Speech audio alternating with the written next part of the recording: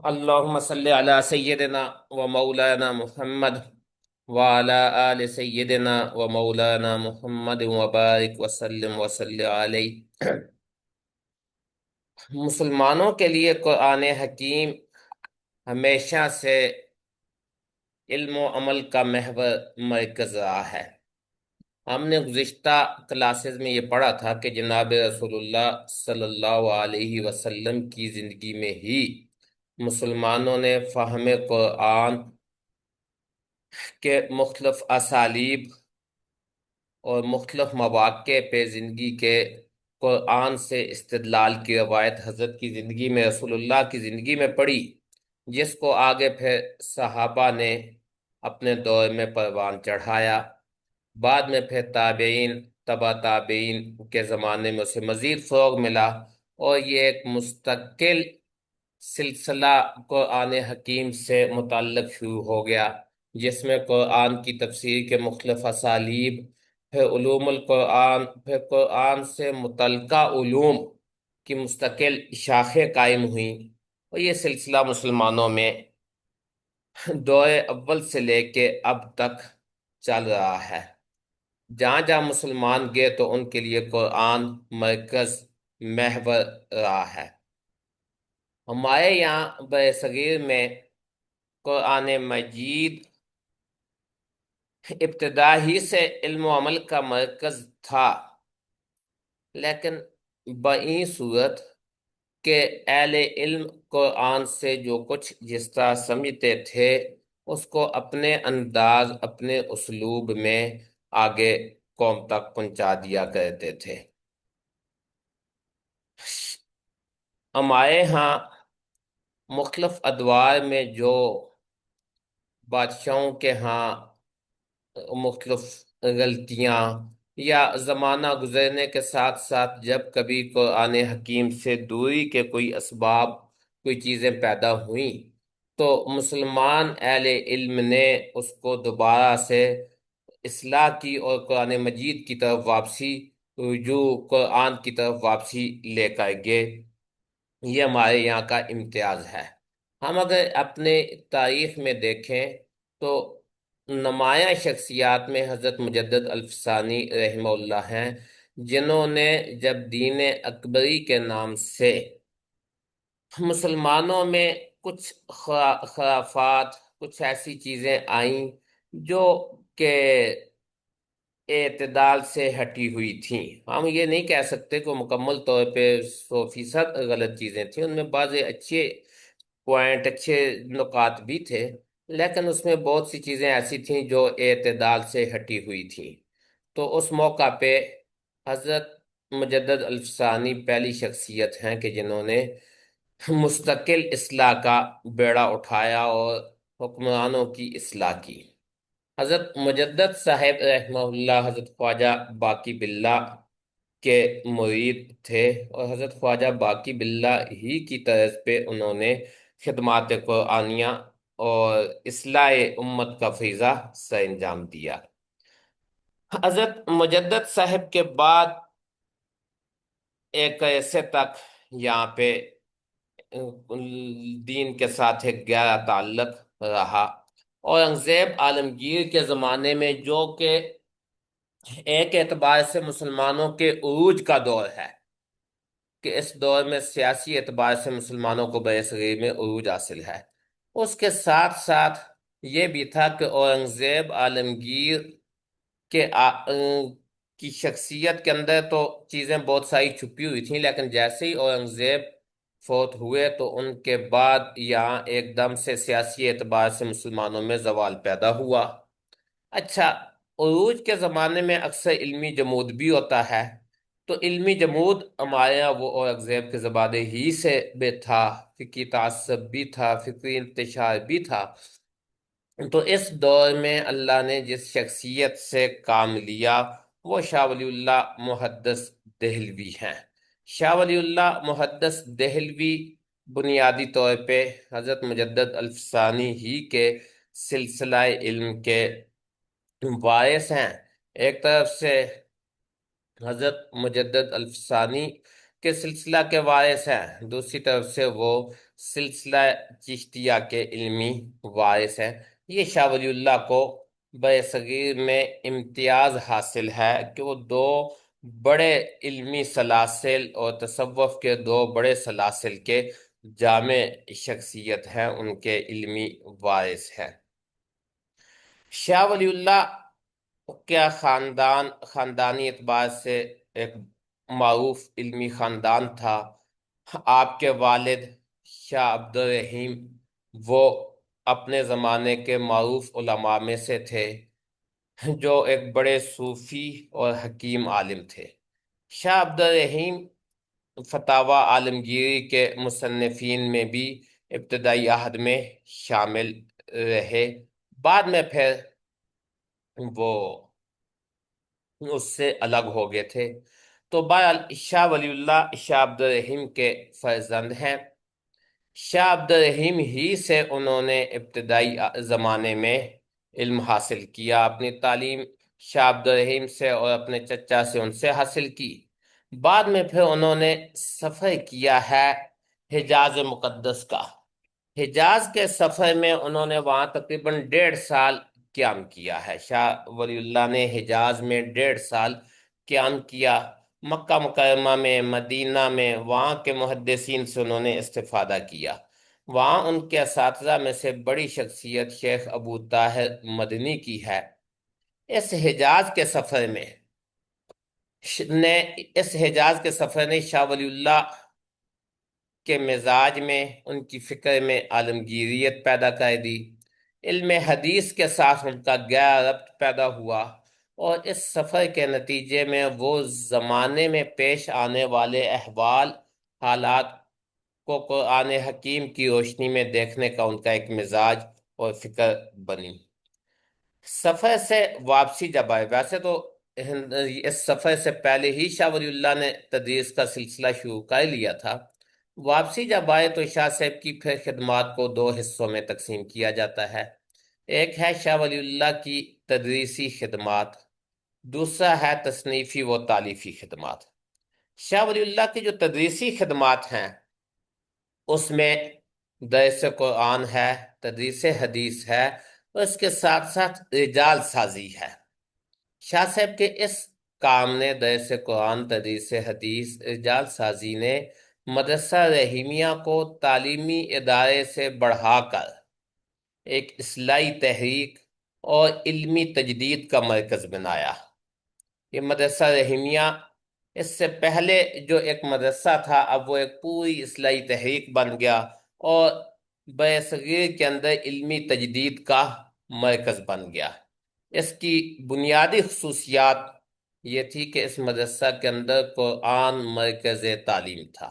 اس سے پہلے برصغیر میں تعلیم کے سلسلے جاری تھے، درس نظامی بھی تھا، لیکن اس کے اندر مرکز قرآن نہیں تھا۔ قرآن حکیم کا اتنا ہی حصہ شامل تھا کہ جو بقدر ضرورت ریاستی نظام کو چلانے کے لیے کچھ چیزیں تھیں، یا حدیث کا بھی ایک محدود سا حصہ تھا۔ چونکہ درس نظامی کی اپنا یہ تھا کہ اپنے زمانے کے ریاستی نظام کو چلانے کے لیے افراد سازی اس کے پیش نظر تھی، اس حساب سے وہ نصاب بنا ہوا تھا۔ ابھی اس وقت اس پہ ہم تفصیلی تبصرہ نہیں کرتے۔ تو بہرحال شاہ ولی اللہ نے اب اس مدرسے کی خصوصیات یہ بنی کہ مرکز تعلیم یہاں پہ قرآن تھا، قرآن، تفسیر قرآن، تدبر قرآن، اس کو بنیادی اہمیت حاصل ہوئی۔ دوسرا کام شاہ صاحب نے اس مدرسہ کے اندر، مدرسہ رحیمیہ میں، یہ کیا کہ علم حدیث کا احیاء کیا۔ اس سے پہلے برصغیر کے اندر رواج تھا مشکات پڑھنے کا، مشکات تک علم حدیث کی، مشکات المصابیح کی تعلیم کو اعلیٰ درجے کی تدریس گردانا جاتا۔ اس کے بعد اگر کسی نے پڑھنا ہے تو اپنے ذوق سے وہ پڑھا کرتے تھے۔ شاہ صاحب نے یہ کیا کہ سیاستہ کو باقاعدہ درس میں شامل کیا، اور سیاستہ کو درس میں شامل کرنے کے بعد برصغیر میں حدیث کے ساتھ تعلق کی ایک بڑی تحریک پیدا ہوئی۔ اسی طرح ایک اور امتیاز جو شاہ صاحب کا ہے اس ادارے کے اندر، وہ تھا کہ علوم کے درمیان تطبیق، فقہ، حدیث، تفسیر، تصوف، اصلاح ان سب کے اندر ایک طرح کا امتزاج اور تطبیق پیدا کرنا، ساتھ ہی جو اختلافات ہیں مختلف علوم کے فہم میں، خصوصاً فہم قرآن حدیث اور فقہ میں، جو اہل علم کے ہاں اختلافات ہیں، مختلف مکاتب فکر ہیں، ان کے درمیان تطبیق، یہ شاہ ولی اللہ کے اس مدرسہ کا خصوصی کارنامہ تھا۔ انہوں نے فقہ حنفی، فقہ شافی دونوں کو جمع کرنے کی کوشش کی۔ ایسے ہی تصوف میں حضرت شیخ اکبر اور مجدد الفسانی رحمہ اللہ، ان دونوں کو کہ وہ جامع ہیں، اور دونوں کو انہوں نے جمع کرنے کی جدوجہد اور کوشش کی۔ یہ شاہ صاحب کے امتیازات تھے اس ادارے میں۔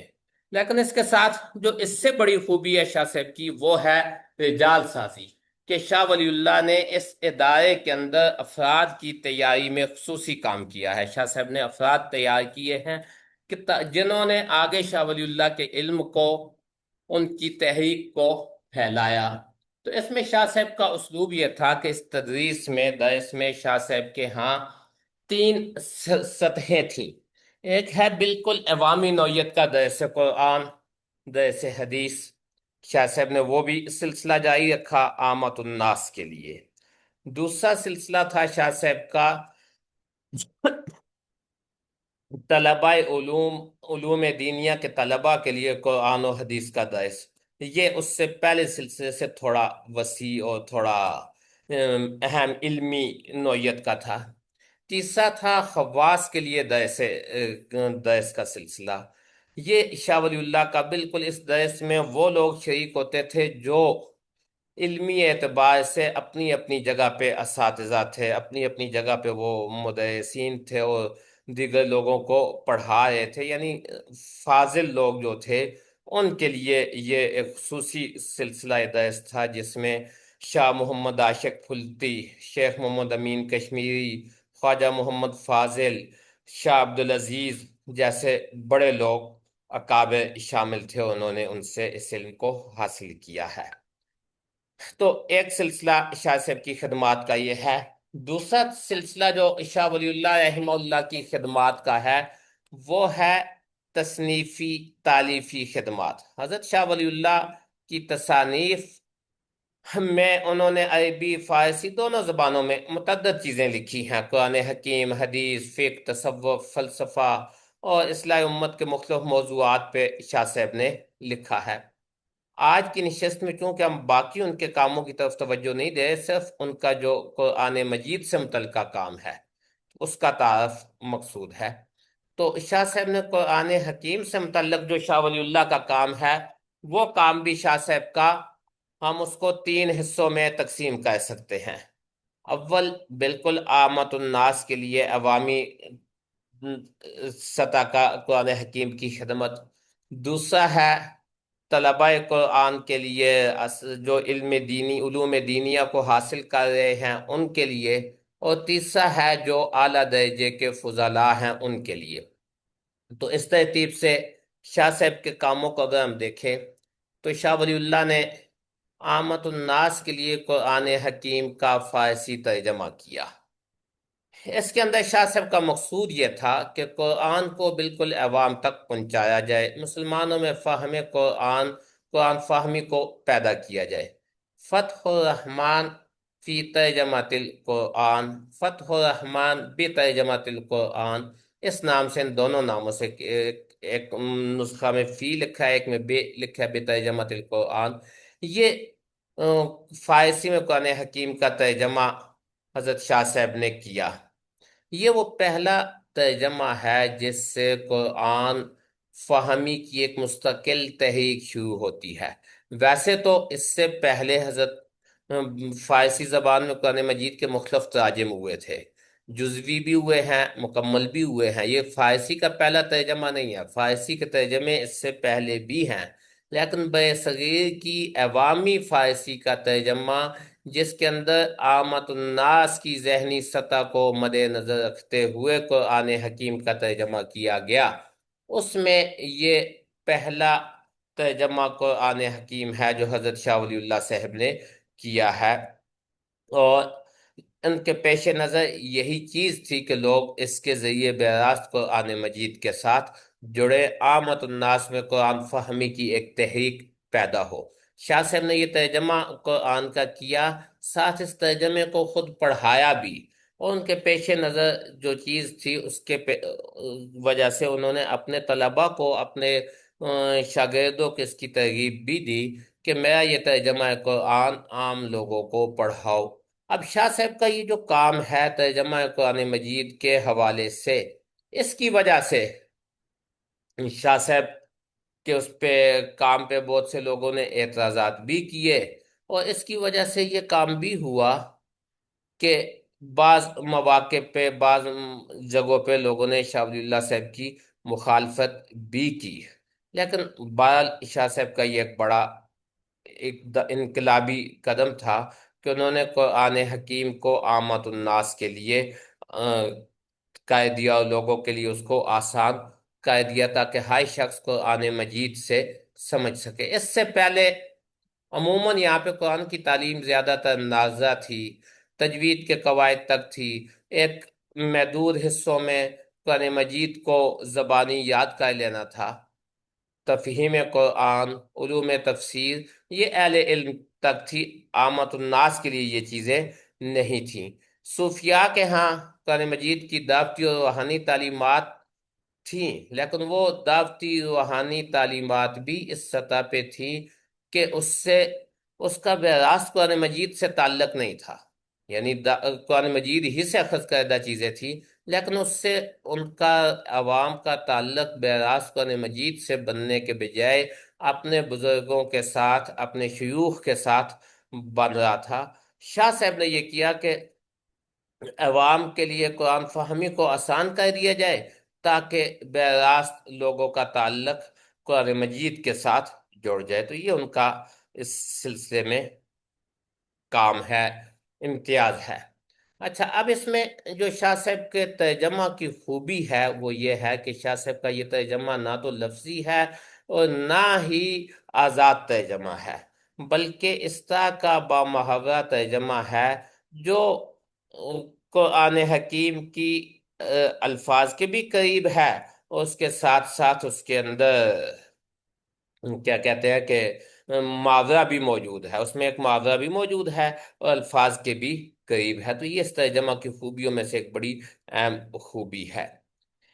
اسی طرح اس ترجمہ کے اوپر حضرت شاہ ولی اللہ نے حاشیہ بھی لکھا ہے، اور شاہ صاحب کا وہ حاشیہ بہت اہم بڑی جامع چیز ہے۔ مولانا عبید اللہ سندھی علماء کو اس بات کی ترغیب دیتے ہیں کہ شاہ ولی اللہ کا جو حاشیہ ہے اس حاشیے کو پڑھیں، باقاعدہ استاد سے پڑھیں، کہ یہ حاشیہ فہم قرآن میں بہت بنیادی اہمیت رکھنے والی چیز ہے۔ اس حاشیہ کو علماء کو بطور خاص پڑھنا چاہیے۔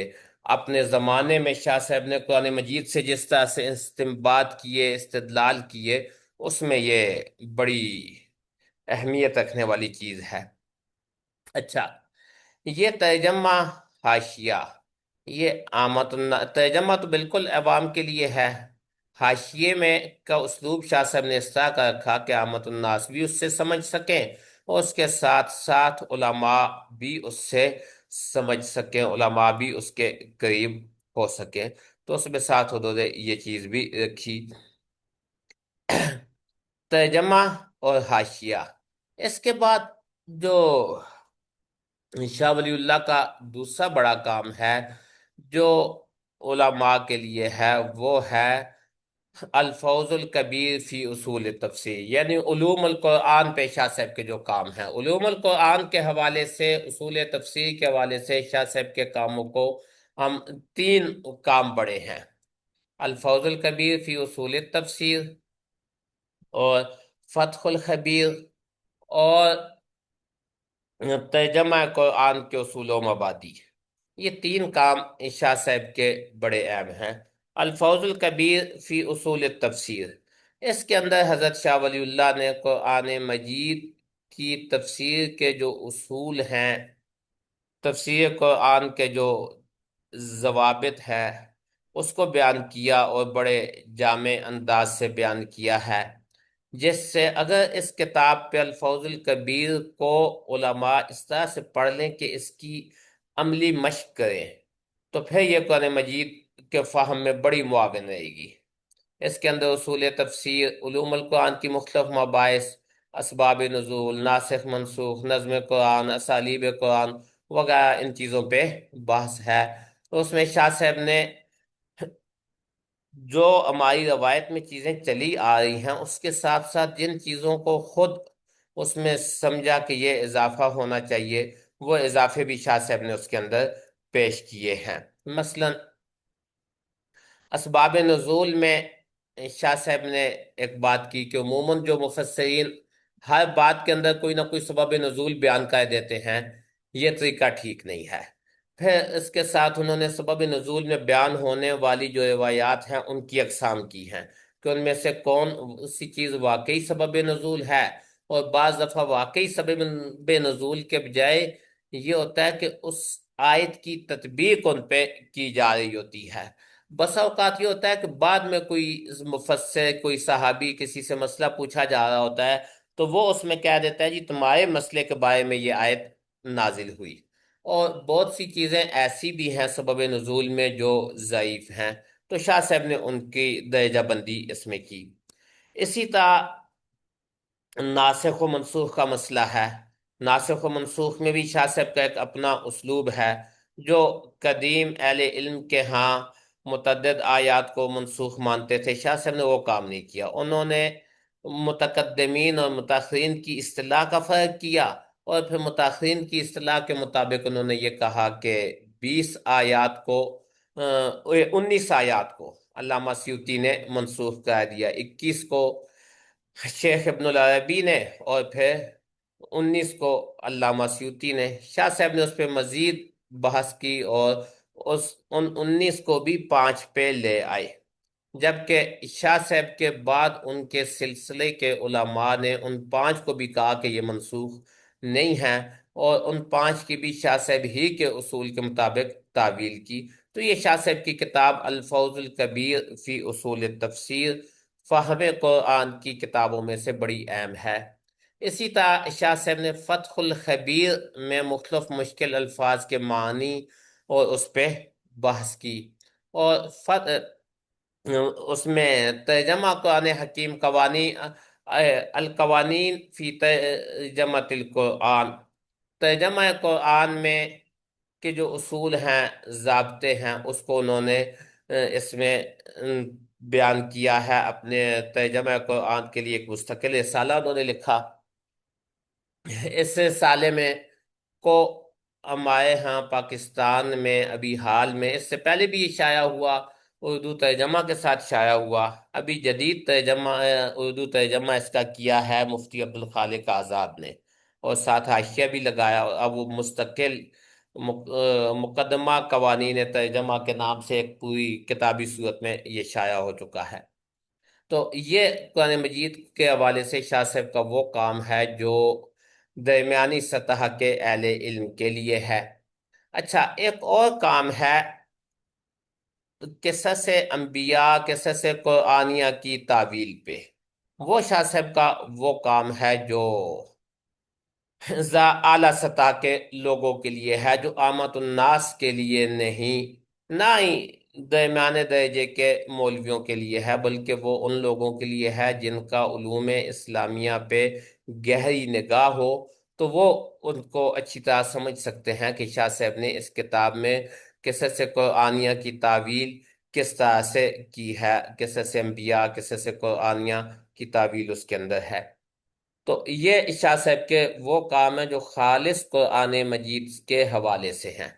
اس کے علاوہ جو شاہ صاحب کی کتابیں ہیں ان کے اندر قرآن مجید مرکز ہے، باقی ساتھ دیگر کتابوں سے انہوں نے استدلال کیا۔ مثلا حجت اللہ البالغہ میں قرآنی حکمت کو بیان کیا ہے، ساتھ ساتھ اس کے حدیث سے استدلال انہوں نے کیا، یعنی احکام شریعت کی حکمتوں کو بیان کرنے کے لیے قرآن حکیم اور حدیث اور دیگر پھر فلسفہ اور فکر اسلامی، تمدن اسلامی سے بھی استدلال کیا انہوں نے۔ اسی طرح سے ازالت الخفا عن خلافت الخلفاء، اس کے اندر بھی دیگر کتابوں میں بھی شاہ صاحب کا اسلوب اصول یہی ہے۔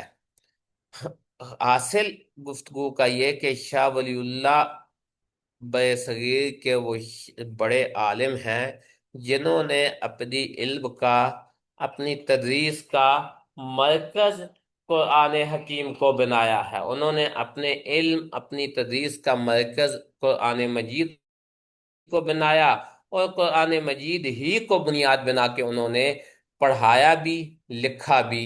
بعد میں شاہ ولی اللہ کی تحریک کو ان کے تلامذہ نے، ان کے شاگردوں نے آگے پھیلایا، اور پھر وہ ایسی پھیلی کہ آج تک اس کے اثرات الحمدللہ معاشرے پہ موجود ہیں، اور بہت اچھے انداز سے بڑے عمدہ اس پہ موجود ہیں۔ شاہ صاحب کے اس کام کے اثرات اس وقت علمی دنیا کے اوپر۔ تو یہ ہماری گفتگو کا پہلا حصہ حضرت شاہ ولی اللہ کا مختصر حصہ، ان کے خدمات قرآنیہ کا مختصر تعارف ہے۔ حصہ دوم کی طرف جانے سے پہلے میں چاہوں گا کہ اس میں آپ حضرات کی طرف سے کوئی اضافہ کر دیا جائے، کچھ آپ اس میں فرمائیں۔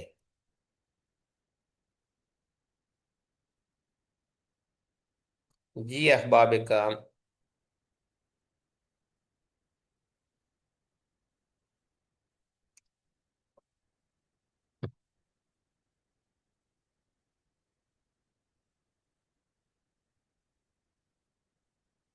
حضرت شاہ ولی اللہ رحمہ اللہ کی خدمات قرآنیہ کا مختصر سا خاکہ میں نے آپ کے سامنے پیش کیا۔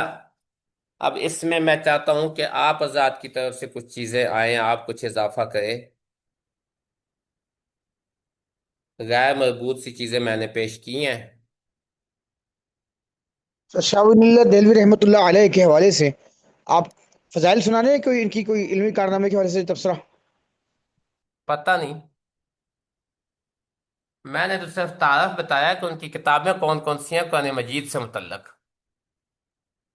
جی جی جی جی جی، ان کی کتاب ہے ایک حجت اللہ بالغہ، اچھا ان کی کتاب ہے جو میں نے پڑھی، پڑھاتا بھی رہا ہوں، اس کا نام ہے وہ جو اصول تفسیر کے حوالے سے ہیں، کیا؟ الفوز الکبیر فی اصول تفسیر۔ اچھا جی جی، تو اور بتاؤں سر، جی جی بتائیے حضور بتائیے۔ ایک تصوف کے اوپر انفاس العارفین، جو ہمارے غیر مقلد بھائی کو ہضم نہیں ہوتی۔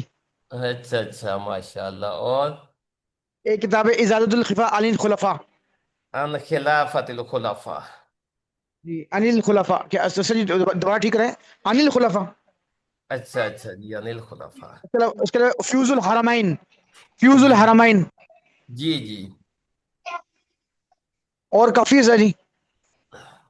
اچھا تو حضور آپ کچھ یوں بتائیے نا اپنے رفقا کو بھی، مجھے بھی، کہ شاہ صاحب نے جو الفوظ الکبیر، چونکہ آپ یہ پڑھاتے رہے ہیں، تو شاہ صاحب کی کتاب اصول تفسیر میں جو الفوظ الکبیر ہے، اس میں اور اس سے پہلے جو کچھ اصول تفسیر پہ لکھا گیا، ان دونوں میں فرق کیا ہے؟ شاہ صاحب کا اس میں امتیاز کیا ہے؟ شاہ صاحب نے علوم خمسہ ہمارے سامنے تعارف کروائے، اور اس میں جو ہے وہ چند آیتوں کے حوالے سے بتایا کہ ناسخ و منسوخ ہے، اور شاہ ولی اللہ دہلوی صاحب نے بہترین انداز میں اور بہترین گفتار میں اور بہترین شاندار میں یہ کتاب لکھی۔ اس کتاب کے حوالے سے ایک اختلاف پایا جاتا ہے جو مجھے تھوڑا سا کنفیوز کرتا ہے، میں آج آپ سے پوچھنا چاہتا ہوں، کیا یہ کتاب عربی میں لکھی، فارسی میں؟ کیونکہ اس کے بارے میں اکثر یہ کہا جاتا ہے کہ فارسی میں تھی، اردو میں ترجمہ ہوا، لیکن مجھے کسی جگہ سے ایک عبارت ملی یہ کتاب عربی میں تھی پھر فارسی میں ترجمہ ہوا۔ تو یہ پانچ علوم میں انہوں نے پورے قرآن مجید کو تقسیم کیا۔ ہاں، میری معلومات کی حد تک یہ ہے کہ یہ کتاب اصل میں فارسی میں تھی، پھر اس کا عربی ترجمہ ہوا ہے۔ لیکن میں نے ایک بڑے اور معتبر ہستی سے پوچھا، انہوں نے فرمایا نہیں، یہ کتاب عربی میں تھی۔ اب میں کیا کروں؟ کوئی بات نہیں، آپ اس معتبر ہستی کی بات کو مان لیں یا رد کر دیں، کیا ہوتا ہے؟ بارک اللہ صاحب، جزاک اللہ۔ یہ کتاب اصل میں فارسی میں تھی، مولانا منیر دمشقی نے اس کا عربی ترجمہ کیا، مولانا سعید پالنپوری نے عربی ترجمہ کیا، حضرت مولانا ابو الحسن علی ندوی نے عربی ترجمہ کیا۔ تو اصل فارسی ہے، اسی لیے اس کے ترجمے ایک سے زائد عربی میں کیے گئے، مختلف لوگوں نے کیے۔ اگر اگر اصل عربی میں ہوتی تو پھر اس کا عربی ترجمہ کرنے کی کوئی وجہ بنتی نہیں تھی۔ باقی لاجواب کر دیا۔ ان شخصیت نے جو فرمایا تو ان کے پاس بھی کوئی بات دلیل ہوگی، لیکن میں نے جو کچھ پڑھا جہاں تک وہ یہی ہے کہ اصل یہ فارسی میں ہے۔ اچھا، تو آپ کچھ احباب کو یوں بتائیں، یعنی اصل میں ہم شاہ صاحب کے امتیازات کو پڑھنا چاہتے ہیں نا۔ شاہ صاحب کا ایک بڑا انقلابی اور اپنے کیا کہتے ہیں ماضی کے ساتھ رہتے ہوئے اپنے زمانے میں اور مستقبل کے لیے ایک بہت عمدہ علمی کام ہے۔ تو یہ جو شاہ صاحب نے علوم خمسہ میں تقسیم کی ہے، علوم قرآنیہ کو 5 حصوں میں تقسیم کر دیا، اگر میں اس کو اس حساب سے دیکھنا چاہوں کہ اس وقت میری سوسائٹی کو ان علوم خمسہ سے کیا فائدہ، کس طرح فائدہ ہو سکتا ہے، یا اگر یہی بات میں شاہ صاحب کے انداز میں آج سمجھانا چاہوں کچھ جدید پڑھے لکھے لوگوں کو، تو ان کے سامنے میں اس بات کو کیسے پیش کروں گا؟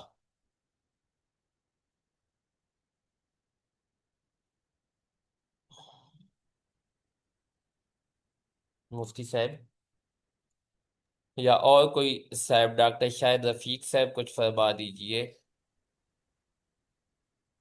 اچھا، ڈاکٹر فضل حق صاحب بھی ہمارے ساتھ ہیں۔ جی استاد جی۔ تو آزاد کچھ بتائیں کہ علوم خمسہ میں جو شاہ صاحب نے تقسیم کیا ہے، اس کو آج میں سوسائٹی میں کس طرح بتا سکتا ہوں کہ یہ سوسائٹی کے لوگوں کے لیے مفید ہے، یا آج ہم اس سے فائدہ کیسے اٹھا سکتے ہیں؟ کیونکہ یہ آگے اصل میں تو ہمارا اصل موضوع تو دعویٰ ہے نا، یہ تو ویسے تمہیدی باتیں ہیں۔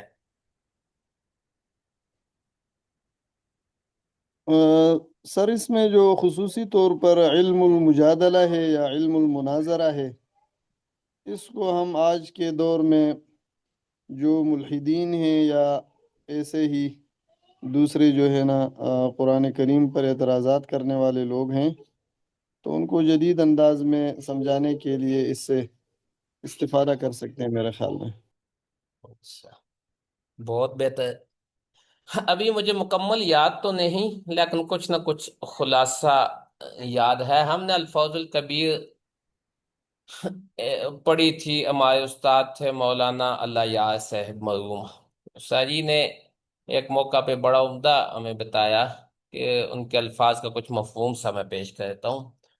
انہوں نے کہا کہ شاہ صاحب علوم خمسہ میں 5 علوم میں تقسیم کر رہے ہیں، تو اس میں وہ فرماتے ہیں کہ سب سے پہلے فکر کی اصلاح، نظریے کی، عقیدے کی اصلاح چاہیے۔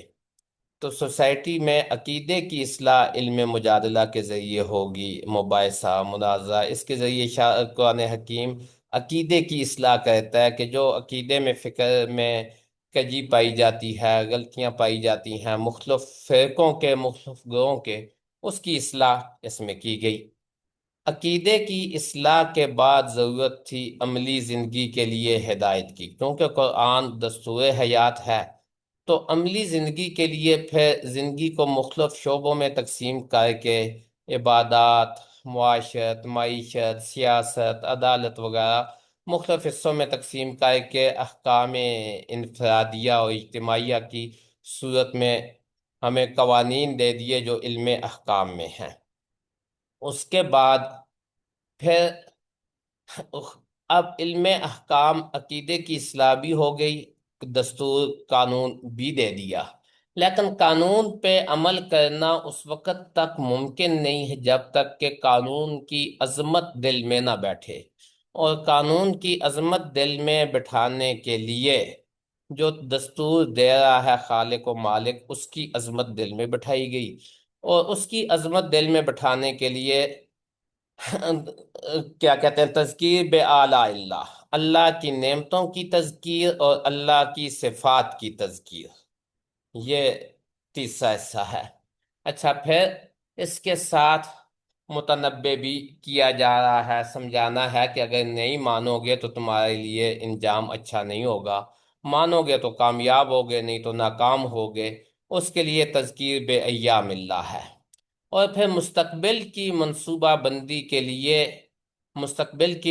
بندی میں دنیا کی زندگی بھی، آنے والی زندگی قوموں کی اس میں شامل ہے، اور آخرت کی زندگی بھی شامل ہے، وہ تذکیر بالموت و ما بعد الموت ہے۔ یہ ہمارے استاد جی نے اس پہ ہمیں اس طرح سے سمجھایا تھا کہ اس وقت سوسائٹی میں اگر اس کو اس انداز سے پیش کیا جائے جدید پڑھے لکھے لوگوں کے سامنے بھی، تو ان کو بات پھر بڑی اچھی اور آسانی سے سمجھ آ سکتی ہے۔ اب پتہ نہیں آپ حضرات اس سے اتفاق کریں گے یا نہیں۔ ماشاء اللہ استاد جی، بہت بہترین۔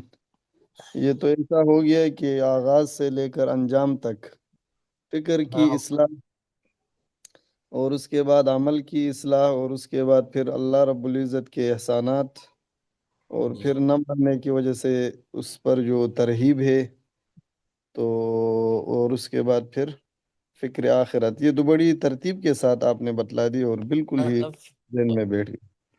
فکر آخرت میں بھی ہمارے استاد اس کو کہتے تھے کہ یہ تذکیر بالموت نہیں ہے، یہ اصل میں تذکیر بالآخرہ ہے، اور بالآخر میں وہ اس کو شامل کرتے تھے دنیا کی بعد کی زندگی بھی اور آخرت کی مرنے کے بعد کی زندگی بھی، دونوں کو سر اس جی میں بڑا مزہ شامل۔ آیا، آپ ایک چھوٹا سا میں بات کرنا میں بھول جاؤں گا، آپ نے فرمایا میں نے آپ نے کتاب الفوظ الکبیر پڑھی ہے مولانا اللہ یاری صاحب سے، یہ اللہ یاری صاحب وہ تو نہیں ہے جو اپنا اویسیہ سلسلے کے جو پیر ہیں؟ نہیں نہیں، یہ ہمارے استاد تھے مولانا اللہ یار، مدرسہ نصرت العلوم کے استاد تھے۔ یہ میں نے ان سے، ویسے تو ہم نے ڈاکٹر سمیع اللہ فیاض صاحب سے کچھ حصہ دیکھا پڑھا، لیکن جو باقاعدہ میں نے پڑھا اس کو سمجھا، وہ مولانا اللہ یار صاحب مدرسہ نصرت العلوم کے اساتذہ میں سے تھے، فوت ہو گئے ہیں، یہ ان سے پڑھا ہے۔ بہتر ہو گیا ہمارا۔ اچھا مفتی صاحب، آپ نے تو چونکہ الفوظ الکبیر پڑھائی ہے، تو جو اس میں ناسخ منسوخ کے حوالے سے حضرت شاہ صاحب کا نقطہ نظر ہے، آپ کیا کہتے ہیں؟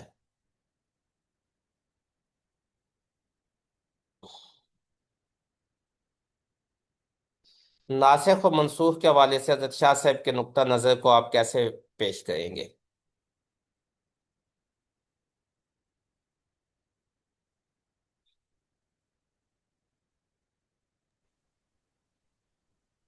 السلام علیکم۔ جی ڈاکٹر شاہد صاحب، آپ کچھ فرمائیے۔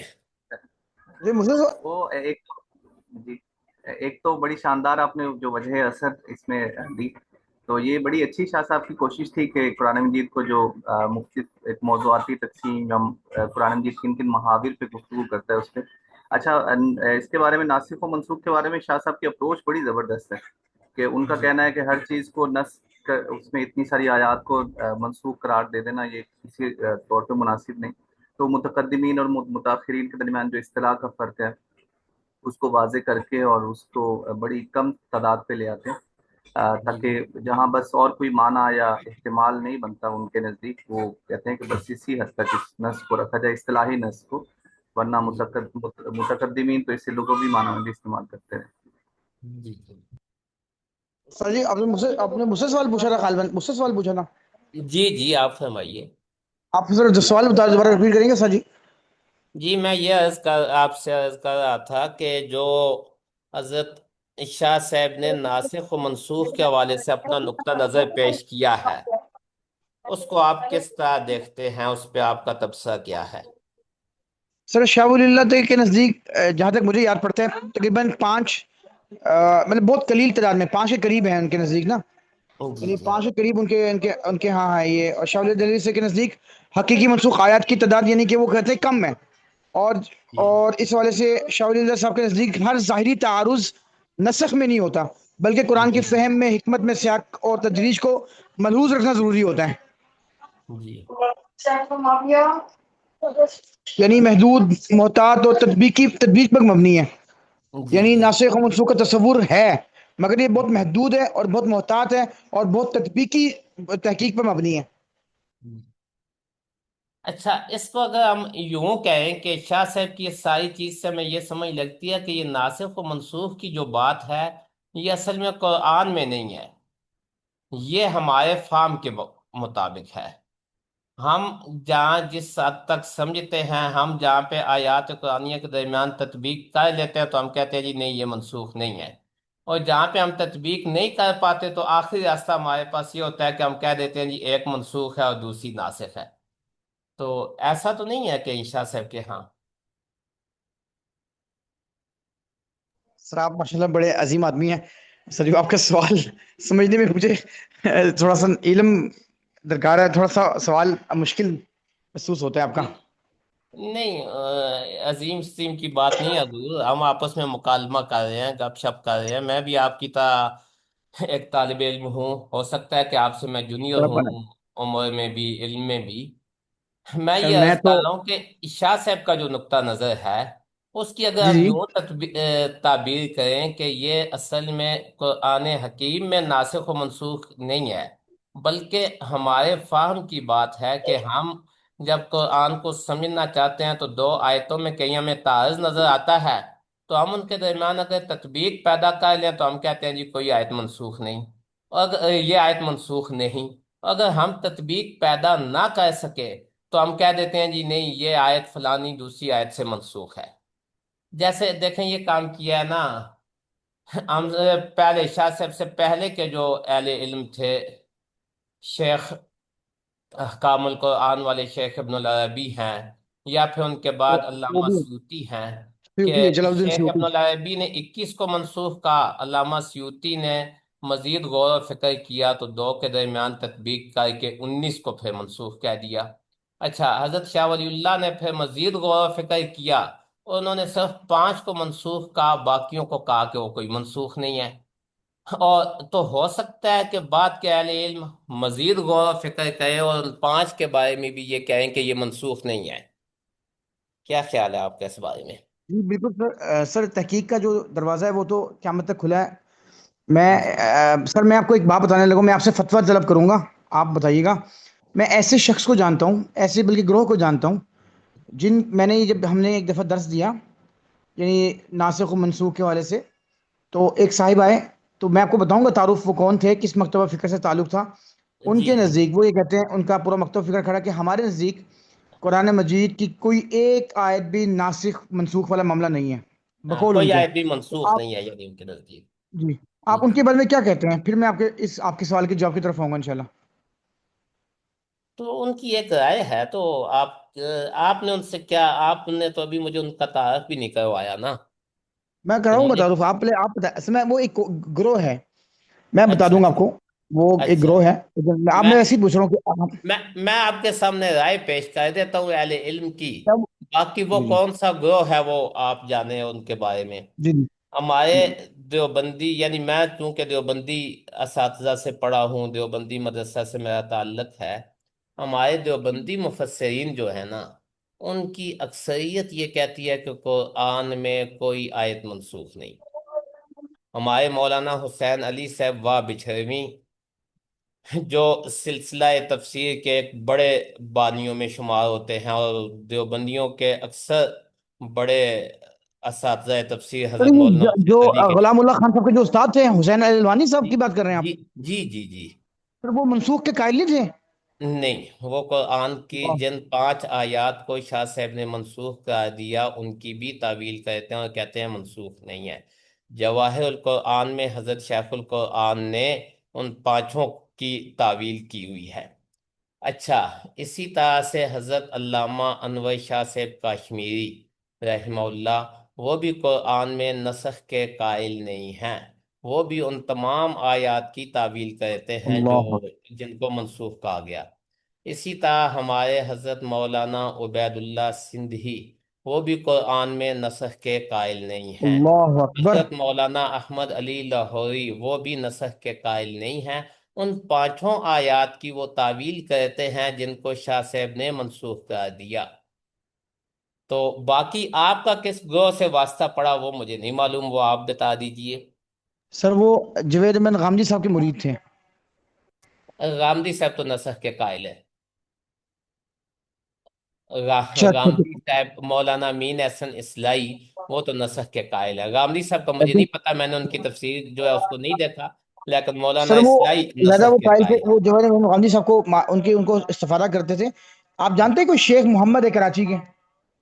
نہیں، میں نہیں جانتا۔ سر منکر حدیث ہیں، طلوع اسلام رسالہ ان کے شیخ نکالتے تھے بڑے. اچھا، سر طلوع اسلام یہ ان تو کا علامہ پرویز نے شروع کیا تھا نا۔ انہی کے وہ ماننے والے ہیں. اچھا اچھا۔ اس کا مطلب وہ ہوا کہ وہ قائل نہیں ہے مطلب.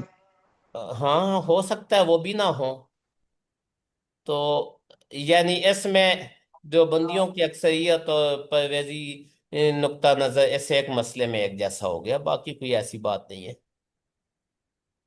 باقی تو ان کا پرویزیوں کے افکار خیالات الگ ہے نا بہت سی چیزوں میں اب سے۔ اچھا، تو مزید اس حوالے سے کچھ فرماتے ہیں کہ آگے چلے جی؟ بس میں پیش نظر نام اتنی دو بات تھی جی۔ نام دوبارہ بتا دیں: احمد علی لاہوری رحمۃ اللہ علیہ، عبید اللہ سندھی، اور اپنا انور شاہ کشمیری، حسین علی. جی جی، آپ اپنے ہاں تفسیر میں دیکھیں تو ان کے علاوہ تفسیر کے کام ہی کتنے ہیں۔ حضرت تھانوی رحمہ اللہ کا تفسیر پہ بڑا کام ہے، ان کے حلقے کا، وہ نسخ کے قائل ہیں، لیکن یہ باقی حضرات نسخ کے قائل نہیں ہیں۔ اچھا، تو یہاں پہ میں اس گفتگو سے صرف مقصد اتنا تھا کہ حضرت شاہ ولی اللہ کے تفسیری کام کی طرف آپ کو متوجہ کرایا جائے۔ تو ان چیزوں میں سے بطور خاص جو ہم الفوظ الکبیر پڑھتے ہیں نا، فوز الکبیر کو ہمارے ہاں بس وہ ایک سرسری سا، اور یہ تو وفاق والے ایک بڑا ظلم کہتے ہیں کہ اس کو جلالین کے ساتھ رکھا ہوا ہے، تو آخری سمائی میں جا کے آخری مہینے میں اس کو بگا دیتے ہیں۔ مدرسہ نصرت العلوم کی ترتیب ہمارے زمانے میں یہ نہیں تھی، الفوظ الکبیر کی مستقل کلاس ہوا کرتی تھی، وہ کسی کتاب کے ضمن میں نہیں، اور مستقل اس کو پورا سال پڑھایا جاتا تھا۔ اور ہمارے استاد مولانا اللہ یار صاحب تو اس کی باقاعدہ ہمیں تطبیق کرواتے تھے، یعنی اس کی ہمیں مشق کرواتے تھے۔ مثلا ہمیں انہوں نے ترجمہ بھی پڑھایا، تو اس میں ہمیں وہ یہ کہا کرتے تھے کہ اب اس آیت کو دیکھو جی، یہ علوم خمسہ میں سے کس علم کے نیچے آتی ہے؟ جس طرح صرف ناف کی مشق ہوتی ہے، ایسے ہی اس کا وہ الفوظ الکبیر کا اجرا کرواتے تھے ہم سے، تو اس سے الحمدللہ میں بڑا فائدہ ہوا۔ اچھا، تو آگے چلتے ہیں۔ شاہ ولی اللہ کا قرآن حکیم کے حوالے سے کام ایسا ہے کہ بعد کے ہونے والے جتنے کام ہیں ان کے لیے بنیاد بنا، لیکن شاہ صاحب ایسا نہیں ہے کہ انہوں نے خود اکیلے میں بیٹھ کے کتابیں لکھ لی ہوں۔ شاہ ولی اللہ نے اپنے بعد افراد تیار کیے اور ایک پورا ادارہ کھڑا کر دیا کہ شاہ صاحب کے شاگردوں نے آگے بہت سارا علمی کام کیا ہے۔ آج ہم شاہ صاحب کے شاگردوں میں سے صرف ان کے جو فرزند ہیں ان کے علمی کام کا مختصر سا تعارف دیکھتے ہیں۔ حضرت شاہ ولی اللہ کے چار بیٹے ہیں: شاہ عبدالعزیز، شاہ رفیع الدین، شاہ عبد القادر، شاہ عبد الغنی۔ شاہ عبد الغنی نوجوانی میں فوت ہوئے، یعنی جوانی میں ہی فوت ہو گئے۔ ان کے بعد ان کے صاحبزادے ہیں شاہ اسماعیل شہید، جو شاہ عبد الغنی کی کمی انہوں نے پوری کی۔ شاہ صاحب کے بیٹوں کی ترتیب یہی ہے: سب سے بڑے شاہ عبدالعزیز ہیں، پھر شاہ رفیع الدین ہیں، پھر شاہ عبد القادر ہیں، پھر شاہ عبد الغنی ہیں۔ اور وفات میں ان کی ترتیب الٹ ہے: سب سے پہلے شاہ عبد الغنی کی وفات ہوئی، پھر شاہ عبد القادر صاحب کی وفات ہے، پھر شاہ رفیع الدین صاحب کی وفات ہے، اور آخر میں شاہ عبدالعزیز صاحب کی وفات ہے۔ تو یہ ان کی پیدائش اور وفات کی ترتیب اس سے ہے۔ حضرت شاہ ولی اللہ کے جانشین شاہ عبدالعزیز ہیں، انہوں نے شاہ صاحب کی علمی تحریک کو آگے بڑھایا اور اپنے چھوٹے بھائیوں کی بھی سرپرستی اور علمی تعلیم و تربیت کا فریضہ انہوں نے ہی انجام دیا ہے۔ شاہ عبدالعزیز صاحب کا علمی کام بھی دو حصوں میں ہم اسی طرح تقسیم کرتے ہیں: ایک ہے تدریس و افراد سازی۔ شاہ صاحب کی تدریس کا عالم یہ ہے کہ پورے بر صغیر میں جتنے بھی علمی اسناد اہل سنت والجماعت کی ہیں، یعنی اہل سنت والجماعت کے جتنے گروہ ہیں، دیوبندی، بریلوی، اہل حدیث، یا توسیع پسند دیوبندی جیسے جماعت اسلامی ہے اور مولانا شبلی نعمانی فرحی وغیرہ ہیں، یا پھر دیگر کچھ آزاد خیال اہل علم جیسے سر سید احمد خان ہیں، ان سب کا علمی نسبت شاہ عبدالعزیز ہی کے واسطے سے آگے بڑھتی ہے، شاہ ولی اللہ تک جاتی ہے۔ تو شاہ صاحب کو علمی اعتبار سے، تدریس کے اعتبار سے یہ کمال حاصل تھا کہ شاہ ولی اللہ کے کام کو انہوں نے بالکل عوام تک لے گئے اور ایک بڑی ٹیم تیار کی انہوں نے۔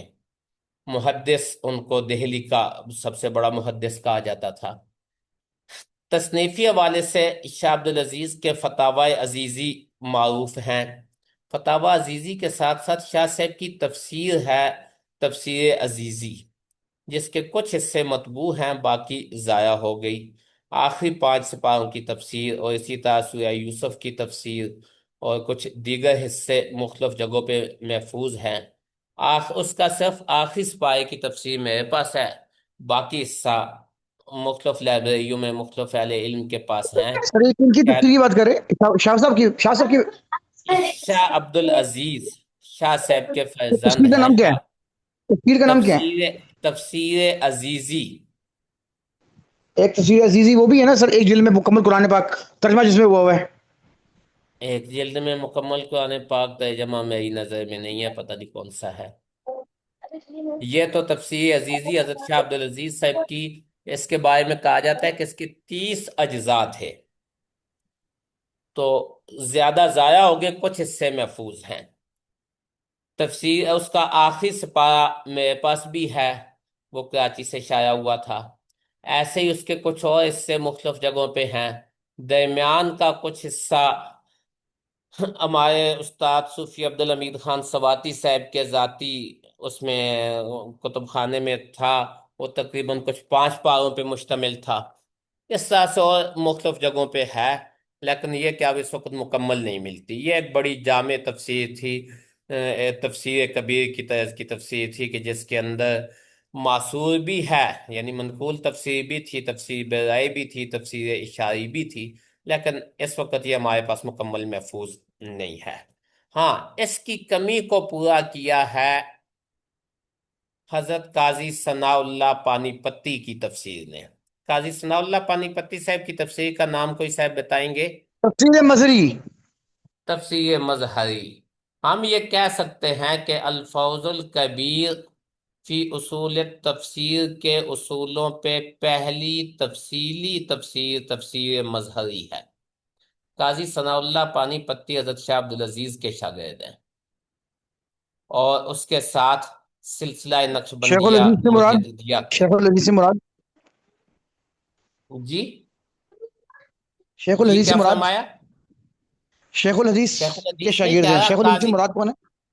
نہیں، میں کہا ہوں قاضی ثناء اللہ پانی پتی شاہ عبدالعزیز کے شاگرد ہیں۔ شاہ جی عبدالعزیز اچھا اچھا۔ شاہ عبدالعزیز کے شاگرد ہیں، اور مرزا مظہر جانے جانا کے مرید ہیں، جن کے نام پہ انہوں نے تفسیر عزیزی لکھی۔ مرزا مظہر سلسلہ نقشبندیہ مجددیہ کے بڑے بزرگوں میں سے شمار ہوتے ہیں۔ اچھا، تو شاہ عبدالعزیز کی اپنی تفسیر تو مکمل محفوظ نہیں رہی، البتہ ان کے دونوں چھوٹے بھائیوں کا ترجمہ ہمارے پاس محفوظ ہے۔ ایک ہے شاہ عبد القادر صاحب کا باماورا ترجمہ، دوسرا ہے شاہ رفیع الدین صاحب کا لفظی ترجمہ۔ شاہ رفیع الدین نے قرآن مجید کا لفظی ترجمہ کیا، ساتھ میں صرف لفظی ترجمہ ہے شاہ رفیع الدین کا، اور شاہ عبد القادر کا باماورا ترجمہ ہے۔ اس باماورا ترجمے کے ساتھ مختصر کئی حواشی بھی ہیں، مختصر نوٹس بھی ہیں۔ اس کے ساتھ یہ دونوں ترجمے قرآن مجید سے قریب کرنے کے لیے بڑی اہمیت کے حامل ہیں، جس میں لفظی اور باماورا دونوں چیزیں ساتھ آ گئیں۔ پھر شاہ رفیع الدین نے اس کے علاوہ کچھ اور قرآنی کتابیں لکھیں، مثلا تفسیر رفعی ہے ان کی، 2 سورتوں کی تفسیر ہے، سورہ بقرہ اور سورہ آل عمران کی تفسیر ہے، آگے مکمل نہیں ہے، یہ تفصیلی تفسیر ہے۔ تفسیر زہراوین بھی اس کا نام، تفسیر رفیع بھی اس کا نام ہے۔ اس کے علاوہ ان کے کچھ تفسیری رسائل ہیں، مثلاً ایک رسالہ ہے ان کا تفسیر آیت نور، آیت نور اللہ نور السماوات والارض، اس آیت کی تفسیر پہ شاہ صاحب کا یہ رسالہ ہے، فارسی زبان میں ہے۔ ہمارے شیخ عبدالحمید خان سواتی نے اس کا اردو ترجمہ کیا ہے، اس کو شائع کیا ہے تفسیر آیت نور ہی کے نام سے۔ اچھا، اسی طرح ایک اور رسالہ ہے تفسیر آیت حملۃ العرش۔ حملۃ العرش وہ جو سورہ کون سی ہے، سورہ حاقہ میں ہے، وَيَحْمِلُ عَرْشَ رَبِّكَ فَوْقَهُمْ يَوْمَئِذٍ ثَمَانِيَةٌ، تو وہ حملۃ العرش، وہ فرشتے حاملین عرش جو ہیں، ان کی تعداد اور حوالے سے اس آیت کی تفسیر کیا ہے کہ رسالہ مختصر چھوٹا سا لکھا ہے۔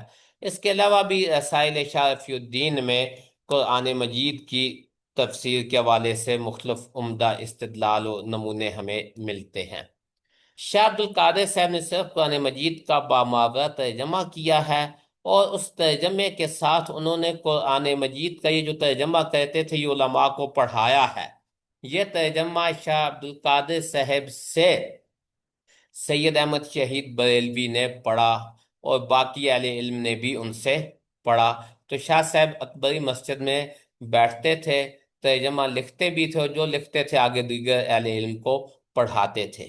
بعد میں ہمارے ہاں اردو زبان میں جتنا بھی کام ہوا ہے اس کی بنیاد شاہ ولی اللہ کا ترجمہ فتح الرحمن، شاہ رفیع الدین صاحب کا لفظی ترجمہ، اور شاہ عبد القادر صاحب کا بامعنی ترجمہ، یہ تین ترجمے ہیں جو بنیاد ہیں بعد کے سارے تراجم کی۔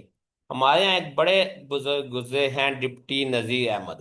ڈپٹی نذیر احمد خود قرآن مجید کے مترجم ہیں، ان کا ترجمہ ایک اچھا ترجمہ تھا، اپنے زمانے میں بڑا معروف تھا، اب تو یہ زیادہ عام نہیں ہے۔ ڈپٹی صاحب کا یہ کہنا ہے کہ اس وقت قرآن کا مترجم کوئی نہیں ہے اردو میں، جتنے لوگ بھی ہیں وہ خاندان ولی اللہ کے ترجموں کے مترجم ہیں۔ شاہ ولی اللہ کے ترجمہ، شاہ رفیع الدین، شاہ عبد القادر، ان تین ترجموں کے مترجم ہیں جتنے لوگ ہیں۔ اور یہ انہوں نے ایک بڑی تعریفی بات کہی، یعنی جو بندہ خود مترجم ہے وہ یہ بات کہا ہے کہ ہم جو مترجم ہیں قرآن کا، جو ہم قرآن کا ترجمہ نہیں کر رہے، بلکہ ہم تو ترجمہ کر رہے ہیں خاندان دہلی کے ترجموں کا ترجمہ۔ تو یہ ان کا ایک بڑا کام ہے۔ تو شاہ ولی اللہ کے اس کام کو آگے بڑھانے میں سب سے نمایاں کام ان کے چار فرزندان کا ہے، یعنی تین یہ بڑے فرزند ہوئے، چوتھے ہیں پوتے شاہ اسماعیل شہید۔ شاہ اسماعیل شہید کا کمال یہ ہے کہ انہوں نے قرآنی تعلیمات کو اپنے زمانے کی زبان میں بالکل عام فہم کر کے پیش کیا۔ شاہ اسماعیل کی جتنی بھی کتابیں ہیں ان پہ اگر آپ گہرے اس سے غور و فکر کریں تو وہ ایک طرح سے قرآن مجید کی موضوعی تفسیریں ہیں۔ آپ ان کی کتابوں کو دیکھ لیں، وہ تقویت الایمان ہو یا الحق الصریح ہو، ابقات ہو، منصب امامت ہو، جتنی بھی شاہ صاحب کی کتابیں ہیں ان کو ہم قرآن کی تفسیر موضوعی کہہ سکتے ہیں۔ اس انداز کی وہ کتابیں ہیں کہ ایک ایک موضوع پہ قرآن مجید کو انہوں نے عام فہم کر کے پیش کیا ہے، اور اس کے ساتھ انہوں نے قرآن کو صرف علمی اس پہ نہیں رہنے دیا، بلکہ انہوں نے شاہ ولی اللہ کی تحریک کو ایک عوامی تحریک بنایا۔ ان کے شاہ اسماعیل شہید کے خطبات ایسی چیز ہے کہ جس نے شاہ ولی اللہ کے کام کو، شاہ ولی اللہ کی جماعت کو پورے ہندوستان میں متعارف کروایا ہے۔ اس سے پہلے تک شاہ ولی اللہ، ان کا خاندان دہلی کے گرد و نواح تک محدود تھا۔ شاہ اسماعیل شہید اس کو پورے بر صغیر میں لے کے گئے ہیں۔ یہ شاہ اسماعیل کا بہت بڑا کارنامہ اور کام ہے۔ کہیں کہیں حضرت شاہ صاحب کے اپنے تفردات بھی موجود ہیں، جیسے کہ ان کے دادا جی کے ہیں، ان کے بھی ہیں، لیکن علمی اعتبار سے شاہ اسماعیل بہت بڑی شخصیت تھے۔ تو یہ شاہ ولی اللہ کے تین بڑے فرزند، اور چوتھے فرزند کے بیٹے یعنی شاہ صاحب کے پوتے شاہ اسماعیل شہید، انہوں نے شاہ ولی اللہ کے کام کو آگے پھیلایا۔ بعد میں ہمارے یہاں جتنے بھی اہل علم کے قرآن مجید کے حوالے سے کام ہیں وہ کسی نہ کسی حوالے سے انہی سے متاثر ہیں۔ میں انشاءاللہ ابھی بیچ میں آپ کے لیے 2 4 5 منٹ ہیں، پھر اگلے 10 منٹ میں بعد کے کاموں کا بالکل اجمالی سا تعارف اور خلاصہ آپ کے سامنے پیش کر کے چھٹی لیتا ہوں۔ تو ان 2 4 منٹوں میں آپ شاہ صاحب کے صاحبزادگان کے کام کے حوالے سے کچھ کہنا چاہیں تو فرمائیے جی۔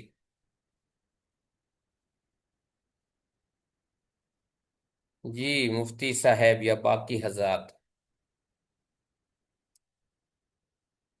ڈاکٹر شاہد رفیق صاحب،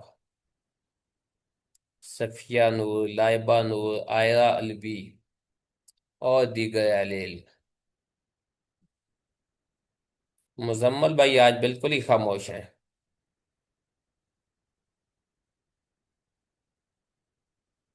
کیوں جی مزمل صاحب آپ کیوں خاموش ہیں، خفا ہیں؟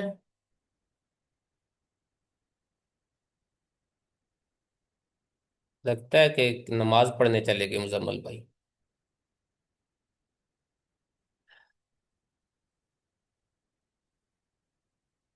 اچھا جی، باقی کسی نے کچھ اس میں کہنا ہو، نہیں تو پھر آگے میں بعد کے کاموں کا مختصر سا تعارف کرواؤں اور پھر آپ کو چھٹی دوں۔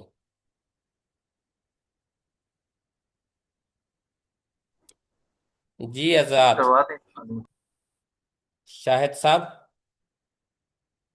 آگے چلیں۔ جی مکمل کریں۔ اچھا چلیں۔ شاہ ولی اللہ کے خاندان کے کاموں کا تو تذکرہ میں نے آپ کے سامنے پیش کیا۔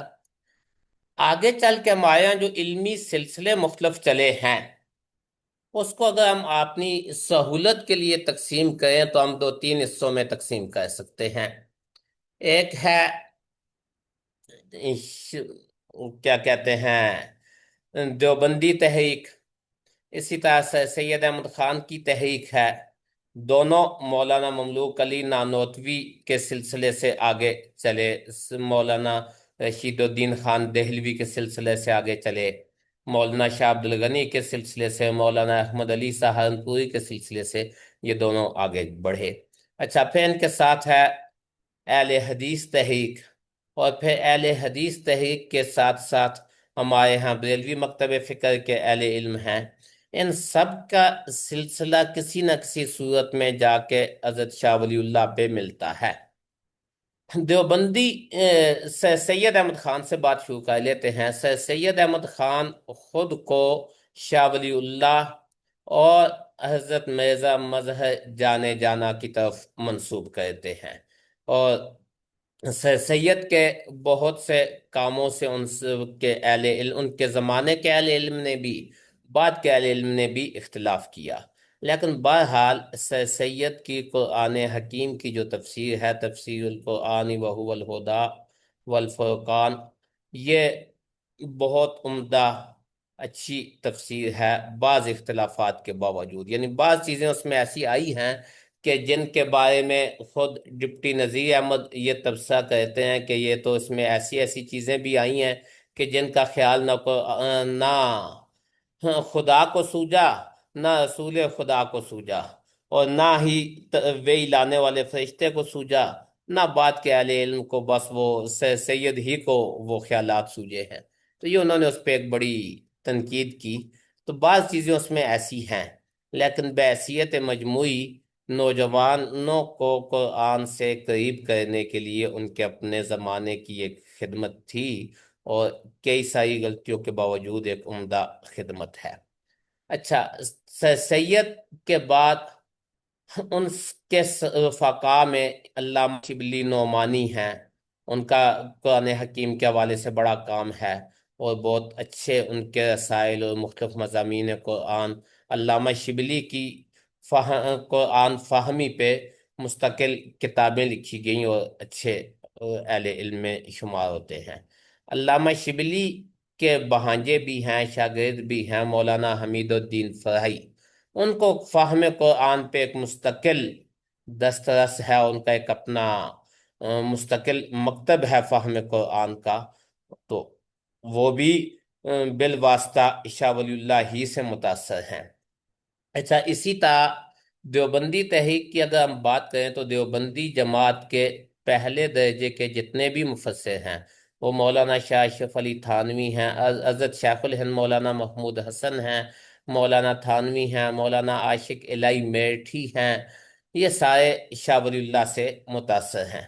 آگے چل کے دیوبندی فکر میں مستقل مکاتب تفسیر بنتے ہیں۔ مولانا تھانوی کا الگ مکتب تفسیر ہے، مولانا سندھی کا الگ مکتب تفسیر ہے، مولانا حسین علی وابچھوی کا الگ مکتب تفسیر ہے، علامہ عثمانی کا الگ مکتب تفسیر ہے۔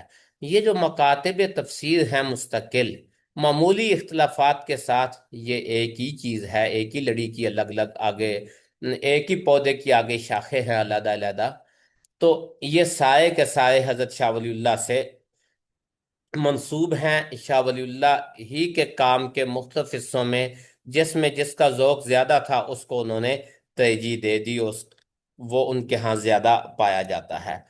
جامعیت کی اگر ہم بات کریں تو اس میں سب سے زیادہ جامعیت مولانا عبید اللہ سندھی اور ان کے شاگرد ہیں مولانا احمد علی لاہوری، مولانا عبدالحی، ان کے ہاں پائی جاتی ہے، جنہوں نے شاہ ولی اللہ کے کام کو من حیث المجموع آگے بڑھایا ہے۔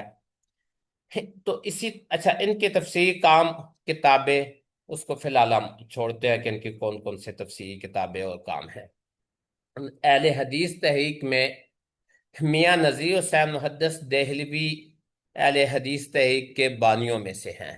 میاں صاحب کا ساری زندگی درس حدیث کا یہ اصول رہا کہ وہ بخاری کا درس شروع کرنے سے پہلے حضرت شاہ عبد القادر صاحب کا ترجمہ قرآن سامنے رکھتے تھے، اور اس ترجمہ سے ایک رکوع تلاوت کرتا ایک طالب علم، پھر حضرت شاہ صاحب اس رکوع کا ترجمہ وہاں شاہ عبد القادر صاحب کے ترجمہ سے پڑھ کر سناتے تھے۔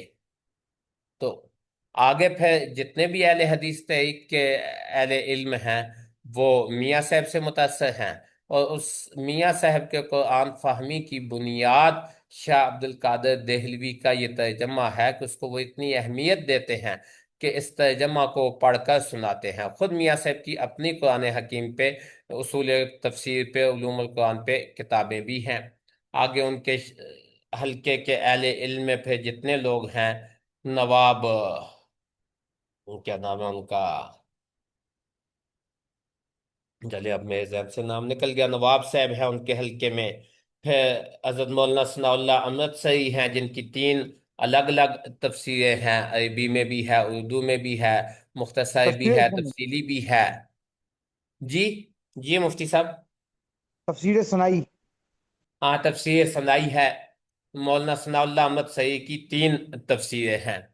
یہ سارے، مولانا ثناء اللہ احمد سعید تو خیر جامع شخصیت ہے جنہوں نے حضرت شیخ الہند سے بھی پڑھا ہے، میاں صاحب سے بھی پڑھا ہے۔ تو یہ اس سلسلے کے شاہ ولی اللہ کے سلسلے کے لوگ ہیں، انہوں نے آگے فہم قرآن میں اہم کردار ادا کیا ہے۔ ایسے ہی بریلوی مکتب فکر کے کاموں میں خود مولانا احمد رضا صاحب کی تفسیر ہے۔ بعض مباحث، بعض مواقع پہ اختلافات کے باوجود کہ وہ اختلافات اصل میں مولانا عبد القادر بدایونی اور شاہ اسماعیل شہید کے اختلافات تھے، جو آگے چل کے پھر مولانا احمد رضا ان کے باعث بنے، اور مولانا عبد القادر بدایونی یہ حضرت شاہ صاحب کے، شاہ عبد العزیز صاحب کے شاگردوں میں ہیں۔ اچھا، آگے پھر پیر ابو الحسنات قادری ہیں، پیر کرم شاہ صاحب ہیں، باقی اہل علم ہیں اس سلسلے کے، یہ بھی تفسیر قرآن میں حضرت شاہ ولی اللہ ہی سے متاثر ہیں۔ اچھا، پھر ہمارے ہاں دیوبندی تحریک کا ایک اور ورژن جس کو میں کہتا ہوں کہ دیوبندی تحریک کی توسیع ہے، وہ ہے مولانا سید ابو الاعلی مودودی۔ بعضی چیزوں میں مجموعی دیوبندی تحریک کو ان سے اختلاف رہا، لیکن بحیثیت مجموعی اسی کا وہ ایک حصہ ہے۔ مولانا مودودی کی تفسیر تفہیم القرآن، نوجوانوں میں فہم قرآن کے حوالے سے ایک اچھی مفید تفسیر ہے۔ انہوں نے، وہ بھی حضرت شاہ صاحب سے متاثر ہیں، اور شاہ صاحب پہ ان کا بڑا عمدہ مقالہ ہے۔ اچھا، اسی طرح پھر دیگر کئی ایسے اہل علم ہیں جو کسی روایتی حلقے کا حصہ نہیں، لیکن فہم قرآن میں وہ حضرت شاہ ولی اللہ ہی سے متاثر ہیں، جیسے مولانا جعفر شاہ پھلواری ہیں، یا مولانا حمید الدین فرائی ہیں، یا باقی لوگ ہیں۔ یہ ہمارے ان روایتی فریم ورک سے تو تھوڑا باہر ہیں، لیکن شاہ ولی اللہ کے ساتھ نسبت میں یہ ہمارے ساتھ شریک ہیں کہ یہ شاہ ولی اللہ ہی کی طرف اپنے آپ کو منسوب کرتے ہیں۔ تو حاصل گفتگو کا یہ ہے کہ شاہ ولی اللہ کے بعد برصغیر میں تفسیر قرآن کے حوالے سے جتنے بھی کام ہیں وہ سارے کے سارے شاہ ولی اللہ ہی سے متاثر ہو کے اور شاہ ولی اللہ کے صاحبزادگان کے کام سے استفادہ کرتے ہوئے جس سے اس نے کیا ہے اس نے خدمت قرآن کا کام کیا ہے۔ انشاءاللہ آگے جب ہمیں موقع ملا تو پھر تھوڑا تفصیل سے مولانا سندھی ان کے حلقے کو بھی پڑھیں گے۔ تو یہاں تک آپ حضرات کچھ کہنا چاہیں تو کہہ دیں جی، ٹائم مجھے لگتا ہے کہ ہمارا ختم ہو چکا ہے۔ تو بہرحال اب آپ حضرات میں سے کوئی کچھ کہنا چاہے تو۔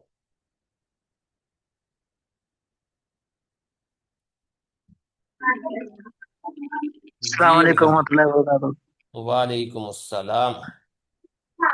شیخ میرا سوال یہ تھا کہ ابھی آپ نے فرمایا کہ مولانا مودودی صاحب نے بھی دیوبندی تحریک میں کچھ توسیع کی ہے، تو وہ کس حوالے سے اور کس ترتیب پر انہوں نے کام کیا؟ جبکہ نہیں ہمارے دیوبندی طبقے میں اور خاص طور پر مدارس میں ان کے خلاف بھی کافی مطلب وہ سمجھا جاتا ہے کہ گمراہ ہیں اور ہٹے ہوئے ہیں راستے سے، تو وہ کس حوالے سے انہوں نے؟ دیکھیں، میں نے یہ نہیں کہا کہ دیوبندی تحریک میں توسیع کی ہے، میں نے یہ کہا کہ دیوبندی تحریک کو اگر ہم وسیع توسیع پسندانہ اس میں دیکھیں تو مولانا مودودی بھی اس کا ایک حصہ ہے۔ تو باقی رہا دیوبندی علماء کا ان سے اختلاف یا ان پہ نقد، تو یہ کوئی ایسی معیوب بات نہیں ہے۔ دیوبندی علماء کا جس طرح مولانا مودودی پہ نقد ہے، جبکہ حالانکہ مولانا مودودی تو خود کو دیوبندی کہتے نہیں تھے، لیکن اسی منہج و اسلوب پہ کام انہوں نے کیا، اس اعتبار سے میں ان کو دیوبندی تحریک کا ایک توسیع پسندانہ حصہ کہہ رہا ہوں۔ تو جو اپنے آپ کو خود دیوبندی کہتے تھے، دیوبندیوں کے بڑے تھے، وہ بھی آپس میں ایک دوسرے پہ ان کے اختلافات، بحث مباحثے، نقد، فتوے، سب کچھ تھا۔ یہ تو انسانی فطرت کا حصہ ہے، اختلاف ہونا، اور پھر اختلاف میں کبھی کبھی حد سے بڑھ جانا۔ جتنا سخت نقد دیوبندیوں نے مولانا عبید اللہ سندھی پہ کیا ہے، مولانا مودودی پہ تو ویسا نقد نہیں کیا۔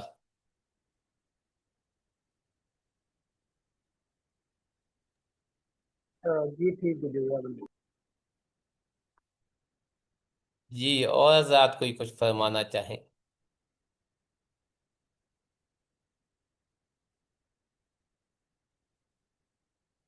یہ الگ ہے کہ مجھے خود مولانا مودودی کے تصور دین سے اختلاف ہے۔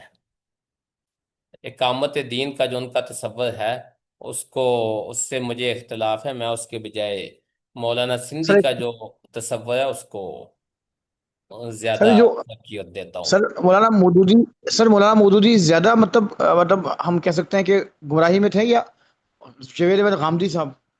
نہیں، گمراہی تو میں نہیں کہتا بھائی، میں تو نہ مودودی صاحب کو گمراہی میں کہتا ہوں، نہ ہی غامدی صاحب کو۔ غامدی صاحب کو اختلاف گمراہ نہ کہنے کی وجہ کیا ہے؟ گمراہ کہنے کی کیا وجہ ہے؟ سر وہ مسئلہ رجم کو نہیں دے- مانتے، داڑھی کا انکار کرتے ہیں، پردے کا انکار کرتے ہیں، میں آپ کو لسٹ بتا دوں 100۔ اور وہ دیکھیے مولانا، اہل علم کے ہاں جو اختلافات ہوتے ہیں اس میں اگر تو وہ کسی نص کا انکار کر رہے ہیں تو وہاں نوعیت اور ہے۔ اگر سر وہ کہیں پہ قادیانیوں کے پیچھے نماز پڑھنا جائز ہے؟ نس کا جی، انکار نہیں ہوا، ختم نبوت کا انکار نہیں ہوا، قادیانیوں کے پیچھے کہاں؟ نماز پڑھنا جائز ہے ماشاءاللہ؟ حضور میں عرض کر دیتا ہوں نا، آپ میری بات تو سن لیجئے۔ کسی نص کا اگر کوئی شخص انکار کر رہا ہے نا، تو وہ تو کیا کہتے ہیں، ظاہر کہ گمراہ ہوگا۔ لیکن اگر تو قادیانیوں کے پیچھے نماز پڑھنے سے نس کا اقرار حضور ہوتا ہے؟ حضور سنیے تو صحیح، جی جی۔ اگر کوئی بندہ نص کا انکار نہیں کرتا بلکہ وہاں اس کی تعبیر غلط ہے یا تعبیر میں کوئی مسئلہ ہے، تو ہم یہ کہہ دیں گے کہ اس کی یہ علمی غلطی ہے۔ لیکن اس کو ایسا گمراہ کہنا کہ جس گمراہی کا مفہوم، یعنی اصل میں گمراہ پہ بات کرنا چاہوں نا، ایک تو ہے کہ گمراہی میں چھوٹی موٹی گمراہیاں ہیں، ایک ہے کہ اس گمراہی کو ہم بالکل اس درجے پہ لے جائیں کہ وہ اہل سنت والجماعت اور بلکہ اسلام ہی کے دائرے سے نکال دیں، تو شاید غلط ہو۔ اب انہوں نے قادیانیوں کے پیچھے نماز کے حوالے سے کیا کہا یہ تو میں نے نہیں پڑھا۔ باقی جو باتیں آپ نے کی ہیں نا، رجم کا انکار یا داڑھی کے حوالے سے، داڑھی کے مشت بر ہونے کے حوالے سے ان کے جو خیالات ہیں، ان کے خیالات تو جو ہیں سو ہیں، لیکن یہ ایسے مسائل ہیں جن پہ ہمارے ہاں ہماری تاریخ میں علماء کے اختلافات رہ چکے ہیں۔ مثلا میں آپ کو بطور مثال ایک بات عرض کرتا ہوں۔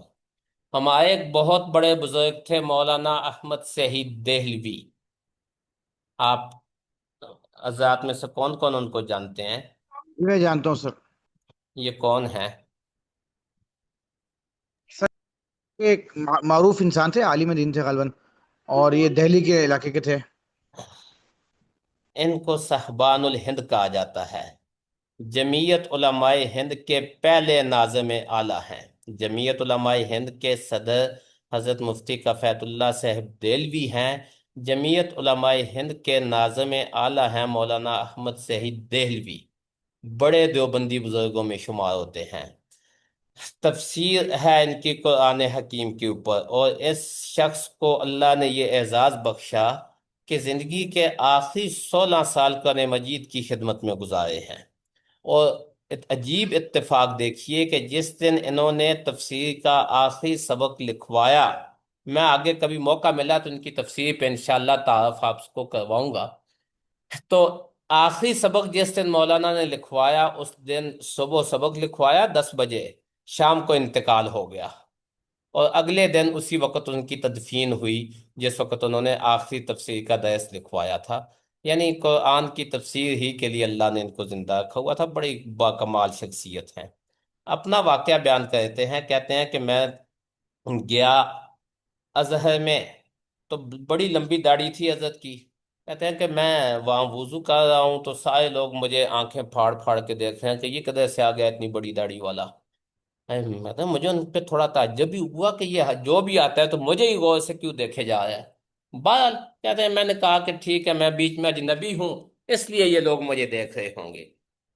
تو کہتے ہیں وضو کا ہے کہ میں اٹھا، اپنا رومال اٹھایا، میں اپنا چہرہ صاف کر رہا ہوں، ایک صاحبائے میرے پاس آ کے کہتے ہیں انت یہودی، کیا تم یہودی ہو؟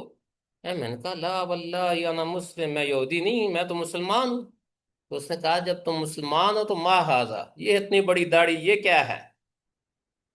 تو میں نے، وہ مولانا دہلوی کہتے ہیں، میں نے کہا کہ میں یہ تو سنت رسول ہے۔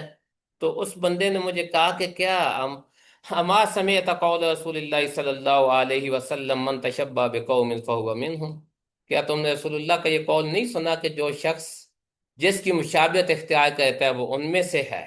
تو تم نے اتنی بڑی داڑھی رکھ کے تو یہودیوں کی مشابہت اختیار کی ہے۔ تو اب یہ مصر کے علماء کا جو استدلال ہے، ظاہر ہے کہ ان کے پاس کچھ نہ کچھ وہ ہے۔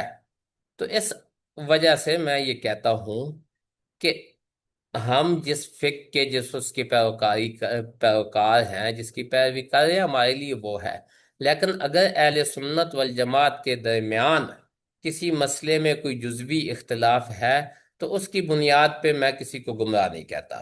ہاں یہ ضرور کہوں گا کہ ان کا یہ استدلال یہ ٹھیک نہیں ہے، یہ استدلال ان کا غلط بنتا ہے، فلاں فلاں وجوہ پہ غلط بنتا ہے۔ پھر تو سر آپ یعنی کہ آپ ایک سیاہ چیز کو سفید کہنے کا انکار کر کے یہ بات صادر فرما رہے ہیں کہ عام دیکھیے عالم دین بھی اپنی گنجائشیں نکالے۔ اس کا مطلب یہ کہ ایک عورت کی امامت بھی جائز ہے، اور پھر اس کے بعد جو ہے وہ عورت کی امامت کے پیچھے بندہ نماز پڑھے تو آپ مجھے گمراہ نہیں کہیں گے؟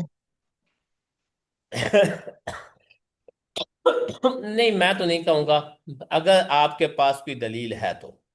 نہیں میرے پاس تو کوئی دلیل بھی نہیں ہے نا، میں اگر ہاں کہوں گا دلیل، میں دیکھیں دلیل جب میرے پاس نہیں ہے تو پھر تو مجھے تقلید کرنا چاہیے نا، اور میں تو یہ کہتا ہوں کہ جب مجھے تقلید اپنے محلے کے مولوی کی کرنی ہے تو میں کیوں نہ امام ابو حنیفہ دلیل کی کروں، دینے کے مجھے لیے امام صاحب کی تقلید کرنی دلیل چاہیے جو دینے کے کچھ لیے امام علم صاحب ہونا نے۔ ضروری ہے نا۔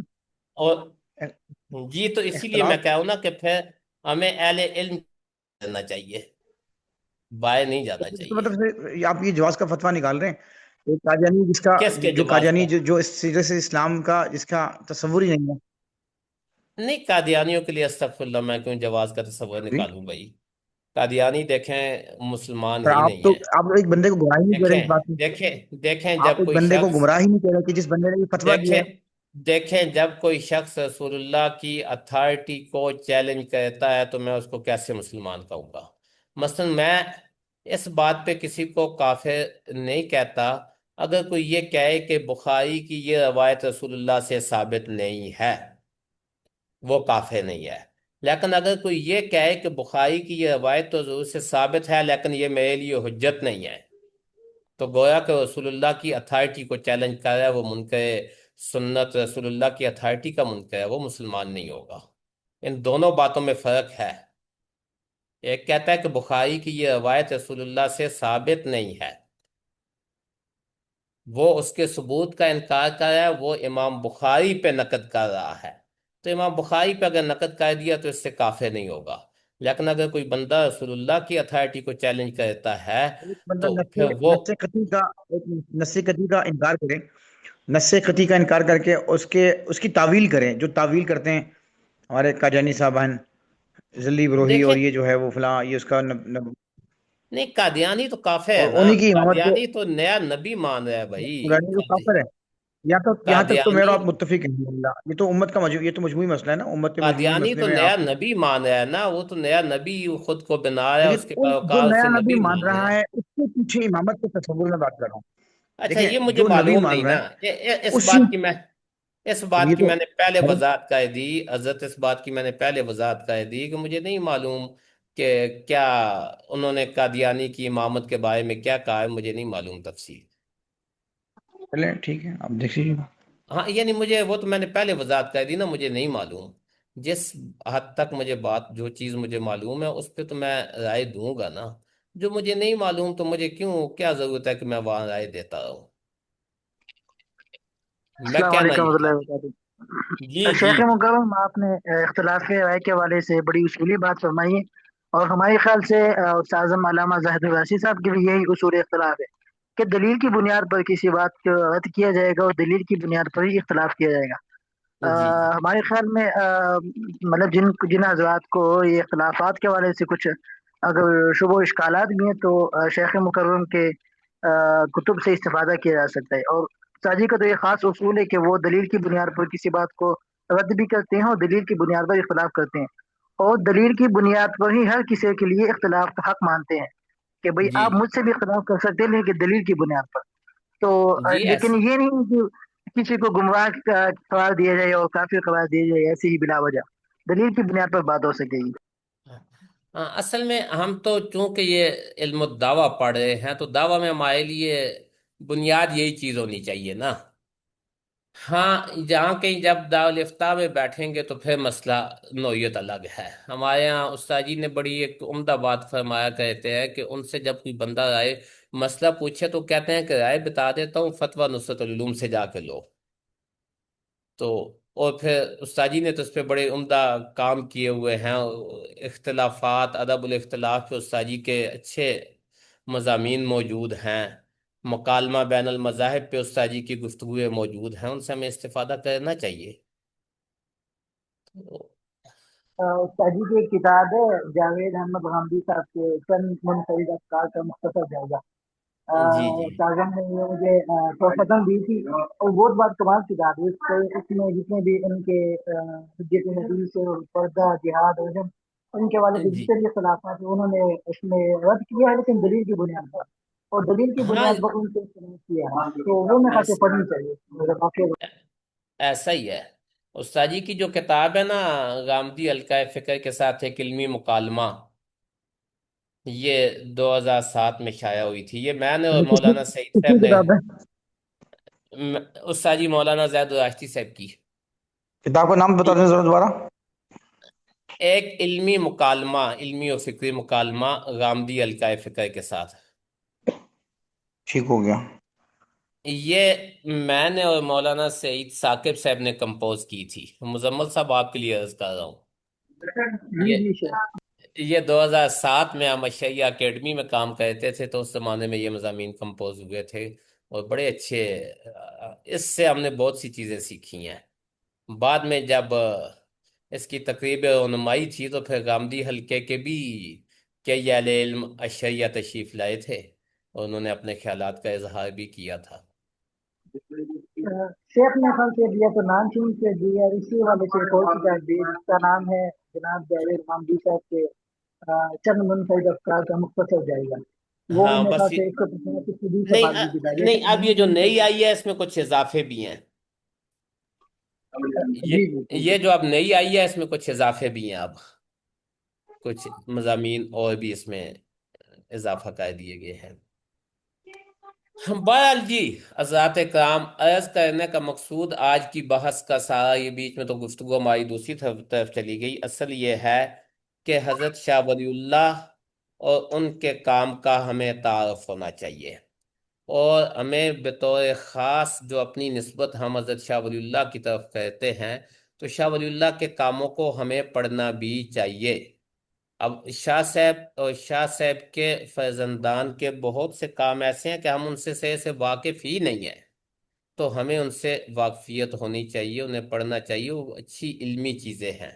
جب ہم ان سے واقف ہوں گے نا، یہ آج کل ہمارے کو محمد دین جو ہے، یہ صادقآباد کی طرف کے ایک صاحب علم ہیں، تو بڑا سخت قسم کا نقد لکھ رہے ہیں حضرت سید احمد شہید اور شاہ اسماعیل شہید کی تحریک پہ۔ تو جو لوگ حضرت شاہ صاحب کی کتابوں سے واقف ہیں، وہ تو ان کے لیے یہ جو کچھ وہ نقد لکھ رہے ہیں ان کو لگ رہا ہے، انہیں پتہ ہے کہ یہ ایک فضول کی وہ مشق کر رہے ہیں، خام خواہ کے استدلال وہاں سے چیزیں کھینچ تان کے بنا رہے ہیں۔ لیکن جو لوگ سے واقف ہی نہیں، وہ تو ظاہر کہ ان کی تحریر سے متاثر ہو سکتے ہیں، تو ہمیں ان سے خود واقف ہونا چاہیے، دیگر احباب کو اس طرف متوجہ کرنا چاہیے کہ وہ خود شاہ صاحب کو، شاہ صاحب کے حلقے کو پڑھے، ان کے شاگردوں کو، ان کے فرزندان کو پڑھے۔ جی اور کوئی صاحب کچھ فرمانا چاہیں تو؟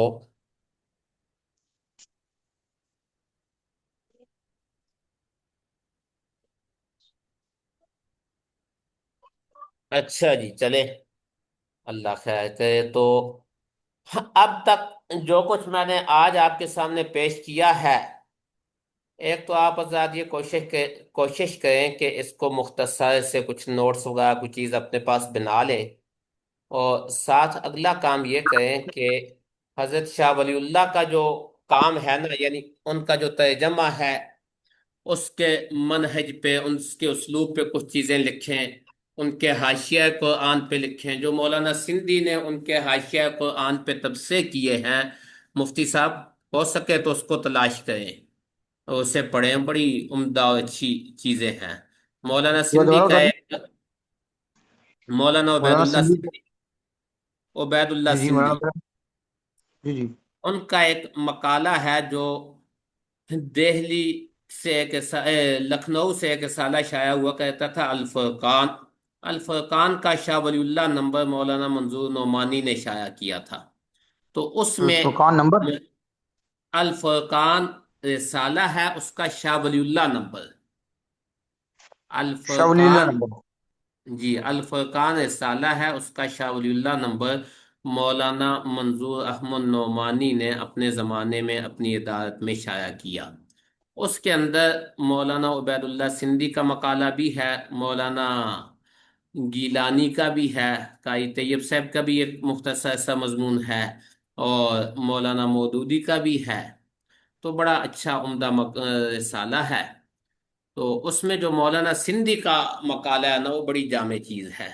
مولانا سندھی کا مقالہ شاہ ولی اللہ اور ان کا فلسفہ، شاہ ولی اللہ ان کی حکمت، اس عنوان سے ہے، تو اس میں اس کو آپ آزاد کوشش کریں کہ پڑھیں، نیٹ سے مل جاتا ہے عام، شاہ ولی اللہ نمبر لکھیں، الفرقان شاہ ولی اللہ نمبر، تو وہ آپ کو مل جائے گا، وہاں سے مولانا سندھی کا مقالہ اس میں سے پڑھیں۔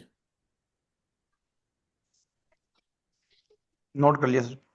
ٹھیک، ٹھیک ہے جی حضرات، کسی کے ذہن میں کوئی اور بات ہے تو ٹھیک، نہیں تو پھر اجازت دیجیے۔